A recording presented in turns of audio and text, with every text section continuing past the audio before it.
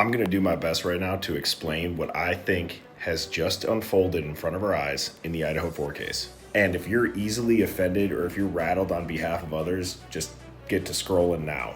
You got to remember that Bryan Kohberger did not come into the picture until after a tip came in from the FBI. Let's piece this together. What if there was an atrocity that had happened in a small local town and the FBI was aware of this?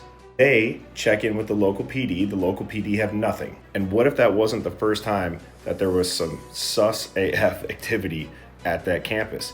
We all know about a hazing death incident that maybe wasn't that well investigated. So what if when all that went down, the FBI was tipped off to the fact that Moscow and Pullman PD, they're not taking a lot of the tips and leads serious, whether they're protecting people, whether they're just corrupt, they're not doing a good job. Then enter Bryan Kohberger's professor at DeSales, who used to work with the BTK, which obviously the FBI was pursuing them, says, hey, we have this giant research grant on predictive criminal behavior. And it's out at Washington University, which is a very prominent criminology department. So that's how Bryan Kohberger gets out to Pullman, criminology student who's actually writing all about the justice system. A ton of cases never even get to trial because people are overcharged and then they're forced into a plea deal.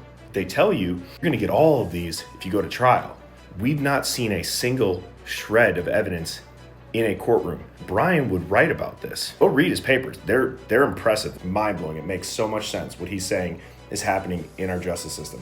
So now go back to the tip that the FBI said, hey, we did this IgG thing, broke their own guidelines, but let's just say we got this guy IgG pinged on and it's Bryan Kohberger. And rather than investigating it and having it lead to nothing, we just watched how they made it fit that tip that came from the FBI. If you listen to the prosecution, you listen to the investigators, they say there was a parallel investigation with Moscow PD and the FBI, and they did not communicate at all. Now, Bryan Kohberger, they've planted that narrative seed where he's gonna be unalived in prison. What if that happens? Or what if he is protected? Again, this is why I got my tinfoil hat on, and it's WITSEC. Then he's unalived. Could you imagine how sobering it would be if after the fact, they had to come out and say, we had the wrong guy the entire time? It would wake everybody up to exactly what this man's papers were about, which is that our justice system needs trials. You should not be overcharged and settle with a plea deal.